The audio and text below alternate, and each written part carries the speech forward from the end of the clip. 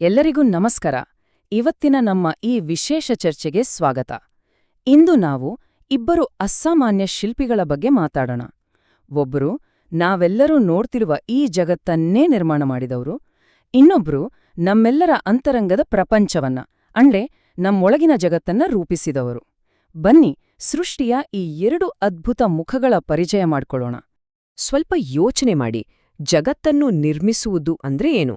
ಅದು ಕೇವಲ ದೊಡ್ಡ ದೊಡ್ಡ ಕಟ್ಟಡಗಳನ್ನ ಕಟ್ಟೋದು, ನಗರಗಳನ್ನ ರೂಪಿಸೋದು ಅಷ್ಟೇನಾ? ಅಥವಾ ಅದಕ್ಕೂ ಮೀರಿದ ಬೇರೆನಾದ್ರೂ ಆಳವಾದ ಅರ್ಥ ಇದೆಯಾ? ಸೃಷ್ಟಿಯಂದ್ರೆ ನಿಜವಾಗ್ಲೂ ಏನು?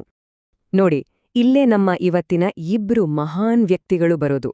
ಒಂದ್ ಕಡೆ ದೇವತೆಗಳ ವಾಸ್ತುಶಿಲ್ಪಿ ಅಂತಾನೇ ಪ್ರಸಿದ್ಧರಾದ ವಿಶ್ವಕರ್ಮ, ಅಂದ್ರೆ ಭೌತಿಕ ಸೃಷ್ಟಿಯ ಒಡೆಯ. ಇನ್ನೊಂದ್ ಕಡೆ ಮಹಾನ್ ಯೋಗಿ ಮೌನೇಶ್ವರರು, ಆಧ್ಯಾತ್ಮಿಕ ಸೃಷ್ಟಿಯ ದಾರಿದೀಪ. ಒಬ್ರು ಹೊರಗಿನ ಪ್ರಪಂಚಕ್ಕೆ ಒಂದು ರೂಪ ಕೊಟ್ರೆ, ಇನ್ನೊಬ್ರು ನಮ್ಮ ಒಳಗಿನ ಪ್ರಪಂಚಕ್ಕೆ ದಾರಿ ತೋರಿಸಿದವರು. ಸರಿ, ಹಾಗಾದ್ರೆ ಮೊದಲು ನಾವು ಸೃಷ್ಟಿಯ ಮೂಲರೂವಾರಿ, ಬ್ರಹ್ಮಾಂಡದ ಇಂಜಿನಿಯರ್ ವಿಶ್ವಕರ್ಮರ ಬಗ್ಗೆ ಮಾತಾಡೋಣ. ಅವರ ಹೆಸರಲ್ಲೇ ಎಲ್ಲ ಇದೆ ನೋಡಿ. ವಿಶ್ವಕರ್ಮ ಅಂದ್ರೆ ಇಡೀ ವಿಶ್ವವನ್ನೇ ನಿರ್ಮಿಸಿದವನು ಅಂತ ಅರ್ಥ. ಅವರ ಸೃಷ್ಟಿ ಎಷ್ಟು ದೊಡ್ಡದು, ಎಷ್ಟು ವಿಸ್ತಾರ ಅನ್ನೋದಕ್ಕೆ ಇದಕ್ಕಿಂತ ದೊಡ್ಡ ಸಾಕ್ಷಿ ಬೇಕಿಲ್ಲ. ಅವರ ವಾಸ್ತುಶಿಲ್ಪದ ಕಲೆ ಇದೆಯಲ್ಲ, ಅದು ಸಾಮಾನ್ಯದ್ದಲ್ಲ. ಪುರಾಣಗಳ ಪ್ರಕಾರ ದೇವತೆಗಳಿಗಾಗಿ ಸ್ವರ್ಗ ಲೋಕವನ್ನೇ ಕಟ್ಟಿಕೊಟ್ಟವರು. ಅಷ್ಟೇ ಅಲ್ಲ, ರಾವಣನಿಗಾಗಿ ಬಂಗಾರದ ಲಂಕಾ ನಗರಿ, ಶ್ರೀಕೃಷ್ಣನಿಗಾಗಿ ದ್ವಾರಕಾ ನಗರಿ ಮತ್ತು ಪಾಂಡವರಿಗಾಗಿ ಮಾಯಾ ಲೋಕದಂತಿದ್ದ ಇಂದ್ರಪ್ರಸ್ಥ. ಅಬ್ಬಾ, ಇಂಥ ಅದ್ಭುತ ನಗರಗಳನ್ನ ನಿರ್ಮಿಸಿದ್ದು ಇದೇ ವಿಶ್ವಕರ್ಮರು.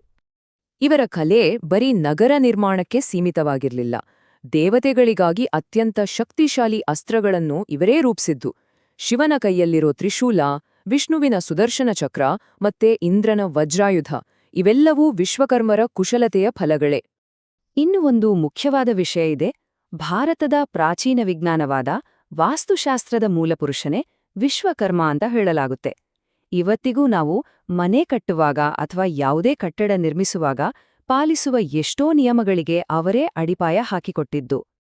ಅವರ ಪರಿಣಿತಿ ಬರೀ ದೊಡ್ಡ ದೊಡ್ಡ ಪ್ರಾಜೆಕ್ಟ್ಸ್ಗಳಿಗೆ ಮಾತ್ರ ಸೀಮಿತ ಆಗಿರ್ಲಿಲ್ಲ. ಕಬ್ಬಿಣದ ಕೆಲಸ, ಮರಗೆಲಸ, ತಾಮ್ರ ಮತ್ತು ಕಂಚಿನ ಕೆಲಸ, ಶಿಲ್ಪಕಲೆ ಮತ್ತು ಚಿನ್ನದ ಕೆಲಸ, ಈ 5 ಮೂಲಭೂತ ಕಲೆಗಳಲ್ಲೂ ಅವರು ನಿಪುಣರಾಗಿದ್ರು. ಅಂದ್ರೆ ನಮ್ಮ ನಾಗರಿಕತೆಯ ಅಡಿಪಾಯವೇ ಈ ಕಲೆಗಳು. ಬನ್ನಿ, ಈಗ ಭೌತಿಕ ಜಗತ್ತಿನಿಂದ ನಮ್ಮ ಅಂತರಂಗದ ಜಗತ್ತಿಗೆ ಪ್ರಯಾಣ ಬೆಳೆಸೋಣ. ಹೊರಗಿನ ಪ್ರಪಂಚವನ್ನು ರೂಪಿಸಿದವರಿಂದ ನಮ್ಮ ಆಧ್ಯಾತ್ಮಿಕ ಬದುಕನ್ನು ರೂಪಿಸಿದ ಮಹಾಪುರುಷ ಮೌನೇಶ್ವರರ ಬಗ್ಗೆ ತಿಳಿದುಕೊಳ್ಳೋಣ. ಮೌನೇಶ್ವರರ ತತ್ವದ ತಿರುಳೇ ಮೌನ. ಆದ್ರೆ ಇಲ್ಲಿ ಮೌನ ಅಂದ್ರೆ ಸುಮ್ಮನಿರೋದೋ ಅಂತಲ್ಲ. ಅವರ ಪ್ರಕಾರ ಮೌನ ಅನ್ನೋದು ಬರೀ ಶಬ್ದ ಇಲ್ದಿರೋ ಸ್ಥಿತಿಯಲ್ಲ, ಅದು ನಮ್ಮ ಅಂತರಂಗದ ಒಂದು ದೊಡ್ಡ ಶಕ್ತಿಯ ಮೂಲ. ಅವರ ಯೋಗಶಕ್ತಿ ಎಂಥದ್ದು ಅನ್ನೋದಕ್ಕೆ ಒಂದು ಅದ್ಭುತ ಉದಾಹರಣೆ ಇದೆ. ಅವರು ಉರಿಯೋ ಕೆಂಡದ ರಾಶಿ ಮೇಲೆ ಕೂತು ತಪಸ್ಸು ಮಾಡ್ತಿದ್ರು.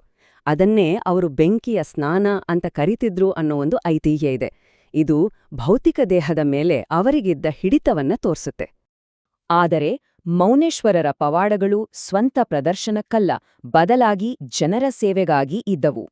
ತೀವ್ರ ಬರಗಾಲವನ್ನೇ ಹೋಗಲಾಡಿಸಿದ್ದು, ಭಕ್ತರ ಕಾಯಿಲೆಗಳನ್ನು ವಾಸಿ ಮಾಡಿದ್ದು, ಬೇರೆ ಬೇರೆ ಸಮುದಾಯಗಳನ್ನು ಒಂದುಗೂಡಿಸಿದ್ದು, ಹೀಗೆ ಅವರ ಶಕ್ತಿ ಯಾವಾಗ್ಲೂ ಜನರ ಒಳಿತಿಗಾಗಿಯೇ ಬಳಕೆಯಾಗುತ್ತಿತ್ತು. ಮೌನೇಶ್ವರರ ಅತಿದೊಡ್ಡ ಸಂದೇಶ ಅಂದ್ರೆ ಸಾಮರಸ್ಯ. ಅವರು ಹಿಂದೂ ಮತ್ತು ಮುಸ್ಲಿಂ ಭಕ್ತರನ್ನು ಯಾವತ್ತೂ ಬೇರೆ ಬೇರೆಯಾಗಿ ನೋಡ್ಲೇ ಇಲ್ಲ. ಇವತ್ತಿಗೂ ಅವರ ದೇವಸ್ಥಾನಕ್ಕೆ 2 ಸಮುದಾಯದ ಜನರು ಒಟ್ಟಾಗಿ ಹೋಗ್ತಾರೆ. ಇದು ಅವರು ಬಿಟ್ಟು ಹೋದ ಸಾಮರಸ್ಯದ ಬದುಕಿನ ದೊಡ್ಡ ಸಂಕೇತ. ಹಾಗಾದ್ರೆ ಈ ಇಬ್ರೂ ಮಹಾನ್ ಚೇತನೆಗಳಿಂದ ನಾವು ಕಲಿಬೇಕಾದ್ದು ಏನು?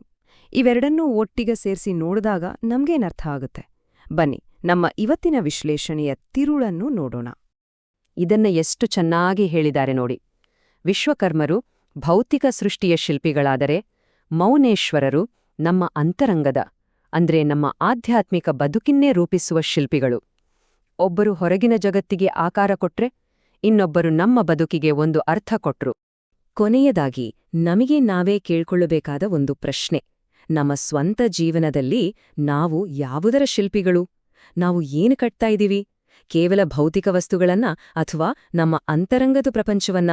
ಸ್ವಲ್ಪ ಯೋಚನೆ ಮಾಡಬೇಕಾದ ವಿಷಯ.